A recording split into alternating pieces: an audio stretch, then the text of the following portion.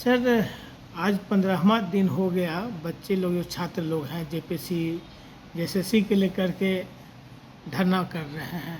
वार्ता लगातार सरकार से चल रही है, लेकिन कहीं न कहीं विफलता दिख रही है अभी तक का। इस पर क्या बोलना चाहिएगा सर? देखिए, हमने जो देखा टीवी चैनलों में समाचार पत्रों के माध्यम से हमने पढ़ा कि जेपीएससी में जो बहालियाँ के क्रम में नियुक्ति क्रम में जो गड़बड़ी उत्पन्न हुई है, ऐसा लगता है कि वाकई में गड़बड़ी है। और क्योंकि हम लोग बुद्धिजीवी समुदाय के लोग हैं, हम लोग महसूस कर सकते हैं कि जेपीएससी में आज से ही नहीं बल्कि शुरू से ही जेपीएससी में गड़बड़ियाँ होती रही है। आज के समय में जो आंदोलनरत छात्र हैं, हम एक ही सुझाव देना चाहेंगे छात्र समुदाय को भी और सरकार को भी कि नियमावली दुरुस्त करें।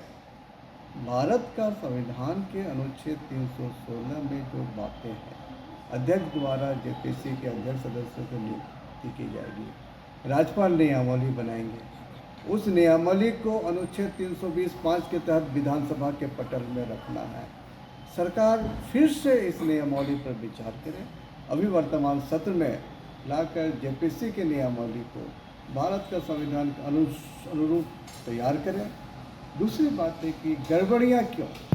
सरकार को चाहिए कि कानून में जो विसंगतियाँ हैं, कानून में जो गड़बड़ी है, गड़बड़ी को ठीक करें। एक दूसरे पर आरोप लगाने से कुछ नहीं होगा, शांति भंग करने से कोई लाभ नहीं होगा, एक दूसरे को डिस्टर्ब आरोप करने से भी कोई लाभ नहीं होगा, जब तक कानून सही ढंग से नहीं बनाई जाए।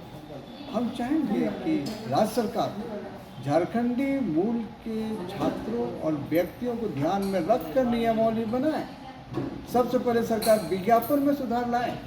सरकार विज्ञापन में क्या लिखती है कि पूरे भारत देशों के नागरिकों से आवेदन आमंत्रित किए जाते हैं। आप लिखो, लेकिन क्लास 3 क्लास 4 का नौकरी में यह लिखिए आप कि सिर्फ झारखंड के मूल निवासी ही आवेदन करेंगे। जहाँ तक जेपीएससी में क्लास 2 अधिकारियों की नियुक्ति की बात हो, वहाँ बेशक आप दूसरे राज्य के लोगों के लिए कम से कम 5% सीटों को आरक्षित कर दीजिए। आप ऐसा विज्ञापन में क्यों लिखते हैं कि पूरे भारत के नागरिकों से आवेदन आमंत्रित किए जाते हैं? आप तो स्वयं दूसरे राज्य के लोगों को अंदर आने का मौका देते हैं। झारखंड में 60-40 नहीं चलता हो।